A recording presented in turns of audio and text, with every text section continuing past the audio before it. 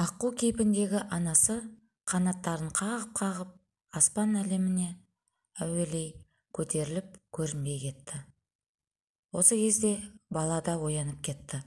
Бойы сергек, тың, өн бойына қуат кіргендей қунап қалыпты. Жүрмек ниетпен тұра бергенде шырылдап олай бір, былай бір ұшқан ана қарлығашқа көзі түсті. Аса мазасыз, абыржулы, бұл жай емес, деп бала қарлығаштың соңынан ілесті.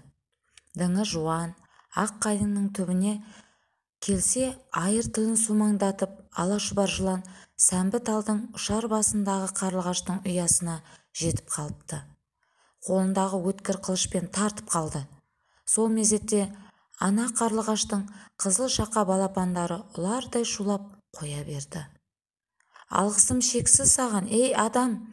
деді ана қарлығаш. «Көріп тұрып құтқармасам кім болғаным?» деді бала. Әлгінде ғана салт атпен бір кісі өтті. Онда алашұбар жылан енді өрмелеп бара жатқан. Араша сұрадым шырылдап, қайырылып қарағанда жоқ. Жанары жасқа толы ана қарлығаш мұңын шақты. «Байқамаған шығар, сөкпей ешкімді. Қайда кетіп барасың?» «Анам қауіпті дертке ұшырап, жолға шығып едім. Қажет кезде мені есіңе ал», деді ана қарлығаш қош айтысып. Тоқымдай құрақ көрпесін жерге жайып, азық түлік салған қоржынын басына жастанып жата қалған. Көзі ілініп кетіпті. Ақ сақалды, ақ сәлделі, қолында ақ таяғы бар кәрия тақау келді. «Анаңның сырқатына шипа іздеген сауап іс. Тәңірі жарылқасын. Алған бетіңнен қайтпа. Көп ұзамай табарсың», деді. Бала көзін ашты. «Апырай, өңіме түсіме, ақсақал қайда?» «Көзіңді жұм». Кірпіктері қамасып, беймәлім дүниеге енген. Ақ сәлделі ақсақал жымиып нұсқау берді. «Аса қамқор, ерекше рақымды Алланың атымен бастаймын де». «Аса қамқор, ерекше рақымды Алланың атымен бастаймын». Қалықтап бара жатқан сезді. Қандай ғажап, қандай қызық мына көрініс. Іп-ілезде, іркес-тіркес, қабат-қабат сырғы жылжып, жүзіп бара жатқан ақ бұлттардың арасынан табылды. Бұлттар сондай жұп-жұмсақ, бет-жүзін аялай сипайды, ығысып жол ашады.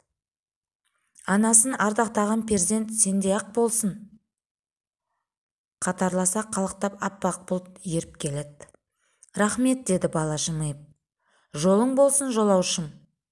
Айшаңқан бұлт біраз жерге дейін ұшып келді де қоштасып қалып қойды.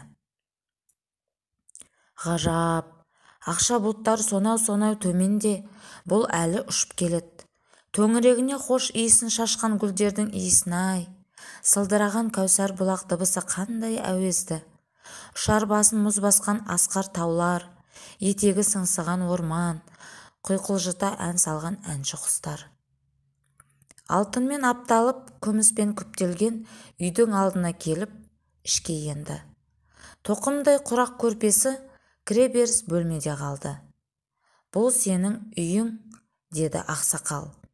«Қаласаң тұруыңа болады». «Неге?» Түсінбей аң-таң. «Ол сауалыңа жауапты естірсің. Әзірше арала, көр». Өзінің жалаң аяқ, жалаңбас екендігін сезді. «Қорықпа», деді ақсақал жымиып. Тәй-тәй басқан сәбидей үркектеп алға аттаған. Қызылды, жасылды, гүлдерді басуға аяншақтады. «Жапырылып тырбиған башпайларымның іздері қалып қояды-ау» деп қорықты. «Қысылма, жүре бер», деді қария. Біреу қуып келе жатқандай алға озған. «Артыңа бұрыл». Жапырылып қалады-ау деген гүлдері бұрынғыдан да құлпыра түскен. Таңғажайып мекенді армансыз аралады. «Шаршасаң үйге кір», деді қария. «Не деген көп бөлмелер? Бірімен бірі жалғас, салына берген. Әр бөлменің қабырғасы, шаңырағы, тіпті босағасына дейін өсімдік. Әдемі сарайдың сыртқы қабырғасы толы жаңғақтар, аршып, желімдеп қойған сияқты. Үй деп жүргені кәдімгі киіз үй. Оң қолын созып еді, қабырғадағы жаңғақ дәні уысына толып кетті. Асады армансыз, қарны сыздағанмен көзі тоймайды. Кекірік атып тым ашқарақтанған жаман ғадет. Жаңғақ дәнін аузына апара бергенде ми қабыршығына ұқсас кішкентай түйір тіл қатты. Бала қолын тартып алды. Ашқарақтықтың екінші аты не екенін білесің бе? Түйірдей дәннің төтесінен қойған сауалынан ұялды. Нәпсі дейді. Нәпсі? Неге таң қаласың? Алғаш естіп тұрмын.